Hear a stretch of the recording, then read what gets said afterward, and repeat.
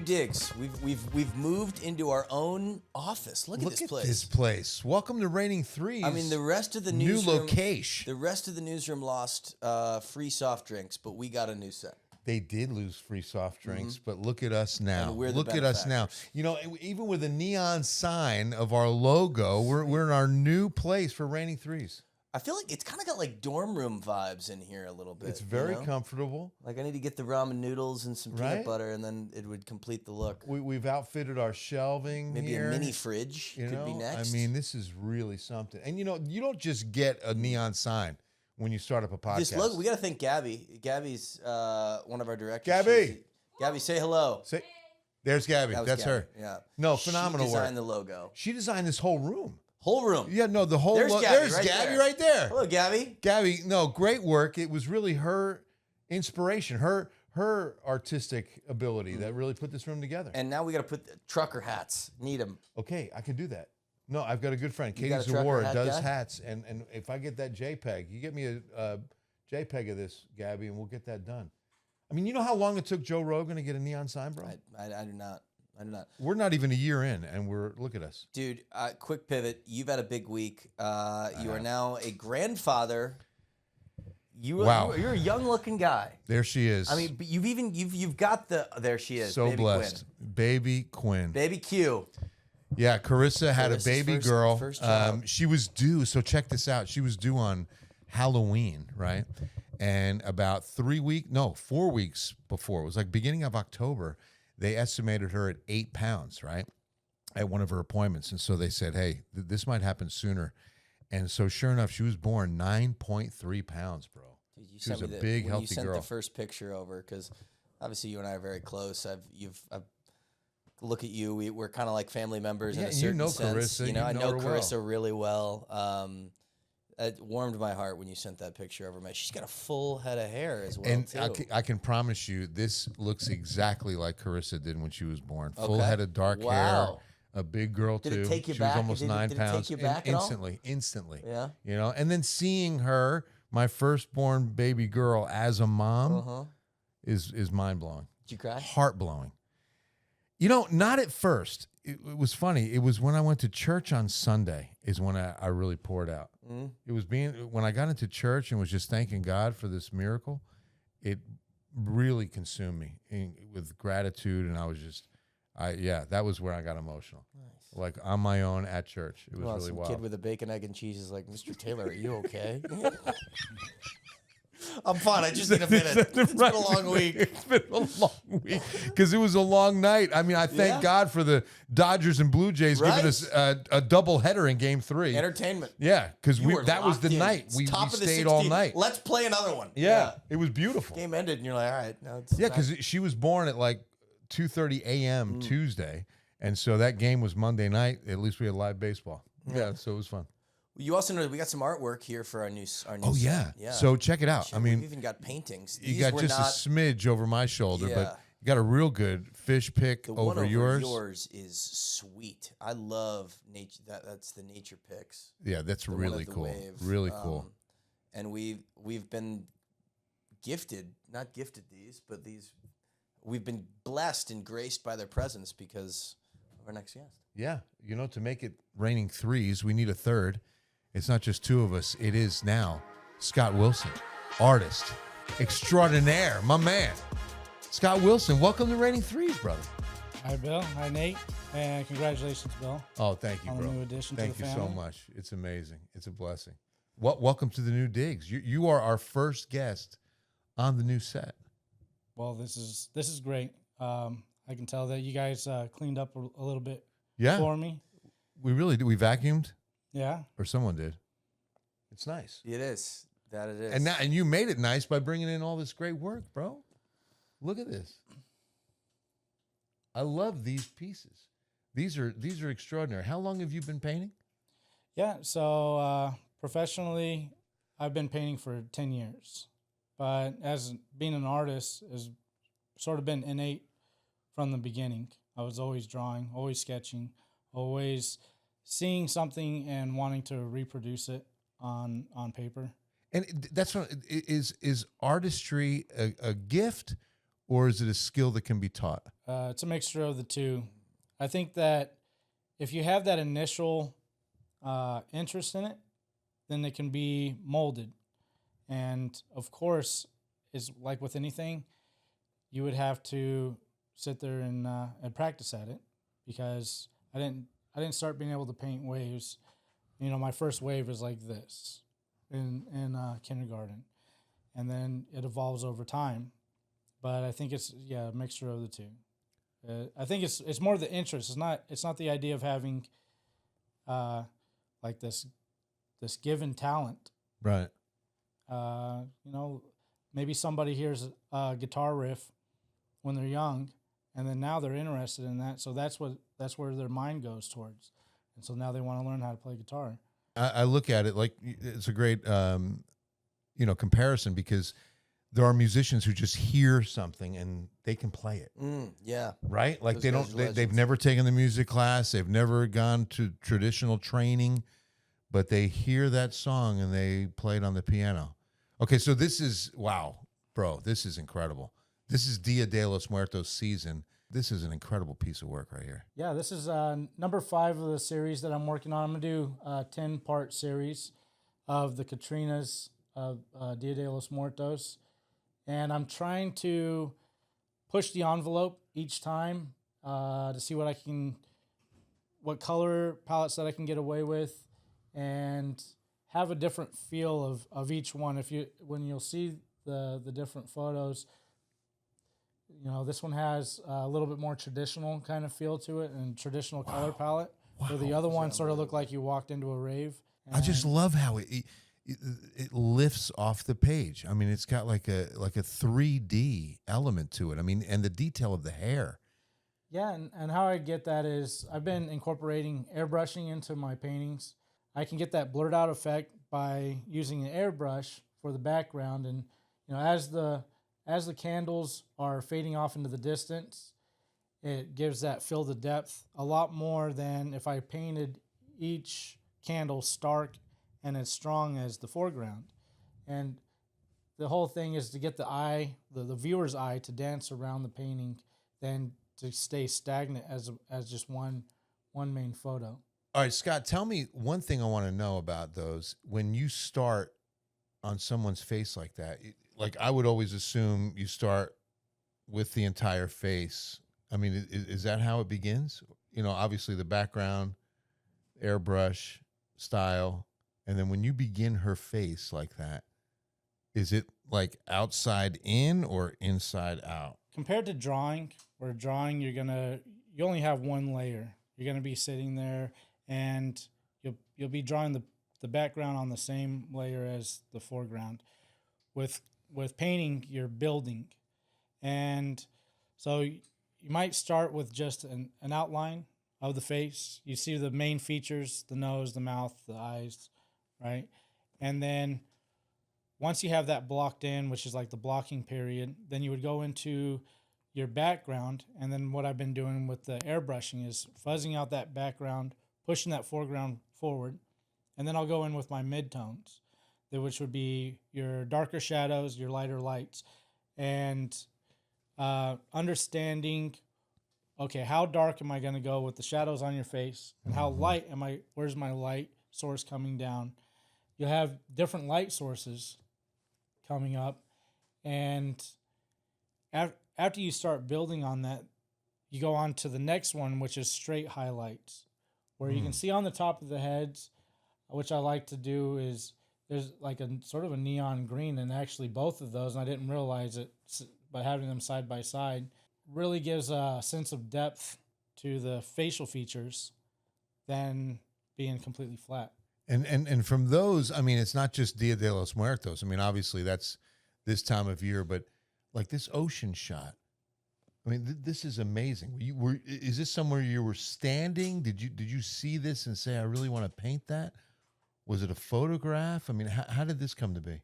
Yeah, this was actually a photograph from my mentor, John Martell. He's an international photographer, and he was out in Hawaii, and they were photographing the volcanoes and waves. And this was a place in Kauai, I'm not sure the exact the exact beach because I wasn't there, but he had taken around 10,000 photos. And when he got back, this was the first one that caught my eye. And I call it dueling waves. There was a place where had split the waves as they crash in. And, building on this one compared to the depth filled on the face, it's similar. You're going to go in with your dark undertones of your greens, and then you'll start building up your light blues, and then you go in with those stark whites that gives you that reflection of what the light of the sun would be hitting on top of the water. And then you sort of dance back and forth. You make some places a little darker, a little bit lighter, and then before you know it, it actually looks like a wave instead of just something that's a flat blue with no contrast. With no contrast, yeah. Right. I love doing fluid and like doing wine and whiskey and pieces like that. There's a lot of refraction that I can get. And it's just and then you'd put the artwork in the winery or in the distillery. Is that kind of it? So like there's a wine club pickup party. Okay. So everybody comes out to the winery. They get to have their wine, they have their cheese or food or whatever. And then for a few hours, they get to watch me paint something that's nice. wine themed. Maybe it's a vineyard, maybe it's a pouring of wine. And then the winery will raffle it off. Auction it. Oh, raffle it. Okay. Raffle it off Okay. to one of the wine club members gets to walk away with Take it home with a brand new painting. Nice. And they got to watch it be painted live. I really want you to share the phenomenal, inspiring story of what got you into art and how this all began. How did it get started? I had just graduated from UTSA with a business degree, and that's where I was going. Then my daughter started getting sick at the age of 4, and when we went after we found out what was wrong with her, she ended up having medulloblastoma, which is a type of pediatric brain cancer, and so she had a golf ball sized tumor in her head. Quickly, my family had said, take her to St. Jude Hospital, which is up in Memphis, Tennessee. That's their main hospital is in Memphis, Tennessee. And she went through all her treatment there. Now, some people don't know about St. Jude Hospital. They've seen like maybe you donated and stuff like that, but it's a huge compound. It's like a city blocks. And part of it is they have this huge art room. It has pottery and painting and everything from coloring books all the way, anything that you could ever want to do on the artistic side. And they have music rooms and everything. But where we would stay while she was going through chemo and radiation is in the art room. That's where she always wanted to be. And in the beginning, I would just watch her, I'd help her out, and I would just play around in the coloring book. And I would always draw, but I never really painted. And I decided, since I'm spending so much time here, might as well grab a canvas and start painting. And it sort of evolved from there. I spent so many hours painting in there. And then when we came back to San Antonio after she was done with her treatment, I ran across that group that I was telling you I was working with, Comic-Con, and they said, we love your work. We'd love for you to come out and hang out with us and paint with us. And then it sort of like evolved from there. One that I really stuck on, there's a place called Target House, and it's sort of like everybody's heard of the Ronald McDonald House. Right. So McDonald's pays for a place for the families to stay. Well, Target House is the same kind of deal, but it's run by Target, and their mascot is an elephant. And because we were staying there, I figured I'd paint elephants and different kinds of elephants. Little cute and cuddly ones or something that's realistic. And so that became sort of a series of elephants, hopefully, that I could give to the Target House. How's your daughter today? So she's 14 years in remission. Awesome. Praise God. She just moved to the survivorship clinic at St. Jude. So we go once a year. We fly up there. And that place, it's ever evolving. All the money that goes to St. Jude, they completely put back into the care of the patients and then helping with the families, because it's hard when you're going through a child with cancer, you still have to work. You know, you still have to pay bills. You still have to, you know, pay your mortgage. What they do out there is they try to take a lot of that burden off of the family so you can focus completely on the child, completely on the patient. And so there's a place where she went through her chemo, and this was like the worst that it's ever been through all of her treatment, is her white blood cells went to complete zero. So even a sniffle could be deadly. Now, they've changed that place into this huge art area. It's an extended art area of what we were doing 10 years ago. Where you were, yeah. And so they've got 3D printers. They've got a huge recording studio where you can record music.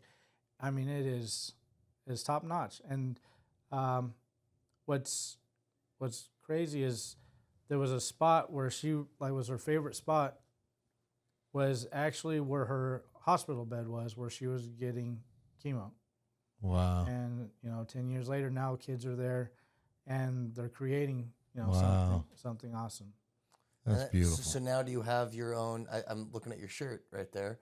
Yeah. Do you have your own kind of studio? Is this kind of turned into like a full-time, your sort of full-time job is artwork? Yeah, this is, for the past 10 years, this has been my full-time job. I put everything into this. And, you know, some people wonder, why did you get a business degree and then, you know, become an artist? I don't know, but I know you do have to run it like a business. Yeah, of course. You know, yeah. like a sole proprietorship. I do have a studio, but I built it on my property. So back during the COVID times, I was in a bunch of galleries, but then galleries shut down and nobody was going outside. You couldn't go to a gallery and appreciate art. So I was remodeling my house already. So I decided I was going to build a studio and I have a place to work instead of working in my living room and getting paint everywhere. And it was a great transition because it separates my home life and I can actually go there. And then I'm not driving downtown every day. I can just walk out whenever I feel the inspiration and start painting. What is painting, what does art do to you, like therapeutically or, you know, in your soul? I mean, you know, I just a simple act of coloring is so soothing to me. And I'm talking about crayons in a coloring book. I can't imagine at your level what it does for you. Like, where does it take you? You know what I'm saying? Like, what is your mind and soul set when you're doing your work? Doing it as a job, it can be very frustrating. Sometimes, right? And then very rewarding. When everything comes together the way that you envision it in your head and you actually can put it out there on a canvas, and then sometimes you even blow yourself away. You're like, wow, I didn't even, my brain didn't even think it was going to come out like that. Right. But I'll tell you, it's like say you're baking a cake and then all of a sudden the cake like falls, and you have a lot of those times when you're painting and you're just, nothing is going right and you just want to put a hole through the canvas and put it in the fire or whatever and move on. And I've got a lot of those paintings. I've got a lot of those paintings where they've never got finished and they just got put to the side because sometimes you just have to move on to the next project. But yeah, it can be very cathartic. And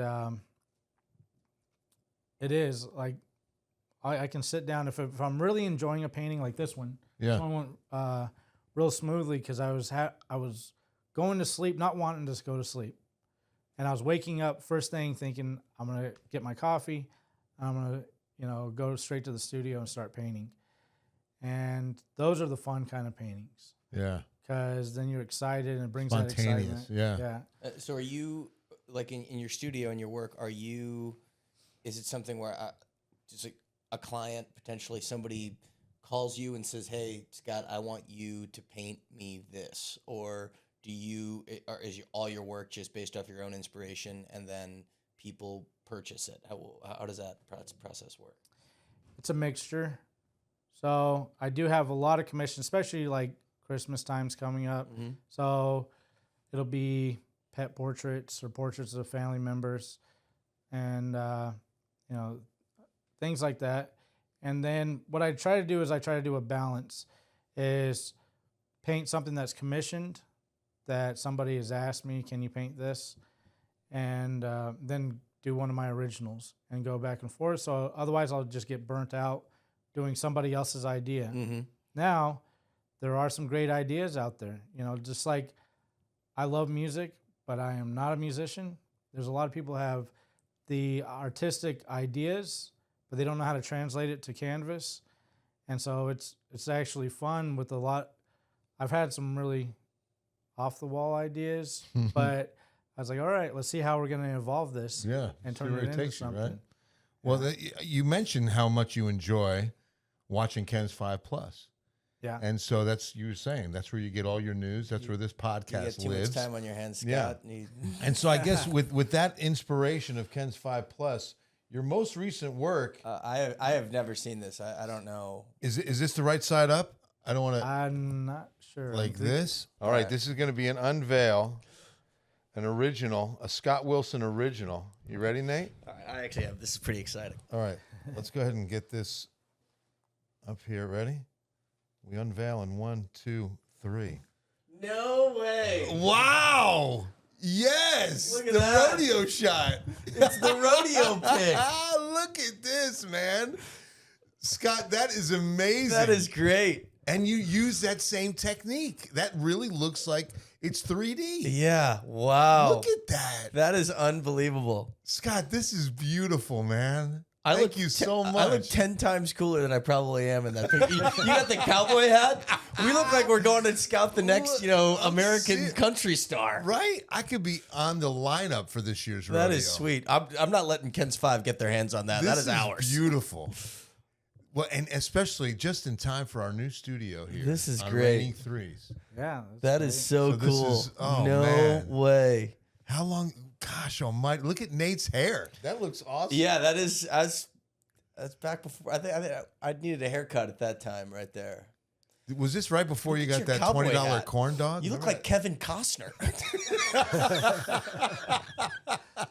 I'm going to send it to Taylor Sheridan. I'm probably going to get a role honest, in dude, Yellowstone. that's honestly Yeah, kind there of you what go. I'm thinking right, right? there. That's a Yellowstone character. Dude, totally. The Weatherman. Yeah, dude. Season 6. We look like we do a lot cooler than something that we I actually love do. this with the Ferris wheel and oh man, thank you so much. This is the so coolest. cool. Yeah, this is so sweet. Look at that. Scott, what's the most if you're able to say, I don't know if there's like an NDA with it, but like what's the most interesting request that you've gotten from somebody to paint? Maybe interesting, but also difficult was it started over a bottle of wine, and heart transplant surgeon had asked me, can you paint this huge vineyard for my wine room? We're building this house, and we have a wine room. I want it 10 foot wide and 8 foot tall. And I said, okay. And we agreed to a vineyard. Like Oh, wow. you got to pick a vineyard. Right. Yeah. Now, I woke up the next morning and I had an email that had a whole shopping list of everything down it of what he wanted in there. To see in And the shot. Yeah. So sorry, Max, but he's my cardiologist now. Yeah.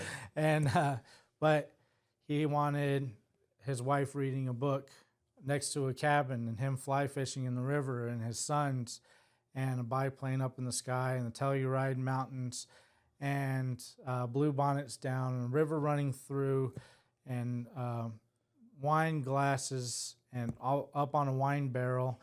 And I looked at this email and I said, we talked about a vineyard, and I'm Where like, is this is this vineyard? one Valhalla? is this Like, gonna where be is one this day? thing? And I was like, is this one painting or is this like 20 paintings? How am I going to fit all of this? But it was a huge piece. And so I had 10 foot of canvas or, 10 foot to work with, but I had to, you can't just go to Hobby Lobby or Michael's and buy a 10 foot canvas. yeah. So I went to Northwest Vista. A friend of mine was teaching there and we built the canvas there, but we had to get a U-Haul trailer to get it to the studio. And Wow. then, I painted for like going to sleep to wake up like kind of dill for 3 weeks straight. So we had a timeline. Wow. and it came out great. I wish I had the. Yeah, now I really want to see it. But what about the pressure of showing him this piece? Like, what was that moment like? How nervous were you? Like, okay, it's ready, and he's going to take his first look at what you've created. Did he come see it in person? Did you send him a picture of it, like as you were going, or was it one big unveil like you did for us? It was one big unveil, and it was not as stressful as this unveil. Are you serious? Well, I'm like, I was painting till midnight last night, and I'm like, I just hope that this looks the same way in the morning, because I don't have any more time to work Of on how it dries, as it right? and everything. But yeah, on that one he wanted the same thing, like a big unveil, and so he already had the idea of what was going to be in it, but he didn't know it all. He didn't see any of the process. So I had the guy that built the house help me actually hang it, because they were building that house during the time that I was finishing. And he said that after it was hung and they were moved into that house, they would spend like 3 weeks, like the first month, drinking their wine in the evening and just looking at the painting up on the wall, because it was so large that you could almost feel like you go into it, because you have the river that runs through and the mountain range in the background. Gosh. So it was really well received. What a great compliment to you that, like you said, for a month we would just drink wine and look at it. There really is, man. I mean, just having art and just having painting in a room just completely, even just one, putting a painting on a wall, something to look at, it just completely changes the aesthetic and the dynamic of things, man. Absolutely. Absolutely. I agree. So I do a lot of art shows, and I have to take all the paintings off the wall in my house, because my house is sort of like a revolving gallery. So whenever I have a show come up, I pull all the stuff off of the walls, put it in boxes, take it to the next show. And you look at my house, and it just looks drab and like somebody homeless is squatting in my house. Like, is he really an artist? Right. Yeah. Now, we've got a shot I want to show you of some of our Another surprise. abilities. Yeah. Now, John, apparently John and John Gabby. said that there was a picture of us painting. I don't can't remember a time. when we painted, but apparently I straight up got a D in art class. There it is. There it is. Yes. No, put that back up. I got that Bob Ross look. I'm telling you, that beard's coming in nice. I lost my gray. You're kind of a little more ginger than I thought there. Yeah, I kind of look like a female, honestly, in some regards. I love the raining threes. It's literally threes are coming down. Precipitation. I usually wear that's kind of an outfit that I wear kind of frequently, which is I need to sort of change. Your palette is so much bigger than mine. That's when I I have palette envy now. Well, we did the and at least with their matching shirts. I love that. Yeah, I was gonna say, dude, I'm usually wearing a blue Oxford shirt most days anyway. So, what do you think, Scott? We can maybe set up shop at I think, a Fiesta event and start doing live paintings with you. There's a lot of How would you like it if those two guys joined you? I can't get over this thing, man. This thing is I awesome. mean, I would have to change my hairdo to join in. To join in. This painting is No, so bro, great. this is so good. Do we put Scott this in Wilson. the baby's in the grandchild's nursery? Is this where we're Right over the crib? Hey, Chris, I've got a great shot. Yeah. It reminds me, you ever watch Modern Family? It's my When they grandfather and painted his themselves as idiot angels buddy. over their baby's crib. Yeah, this is your grandpa and his buddy at work. his friend. Scott Wilson, Scott, man, this is artist. great. Thank you so much for rolling being through. here, This is brother. I fantastic, appreciate it. man. Really appreciate Thank you for having me. making the time this is and great. bringing your work. You do phenomenal work. That's so cool. Thanks again, brother. All right. We'll Thank see you you. soon. Yeah. Good stuff. Now we got to pick our spot on the wall.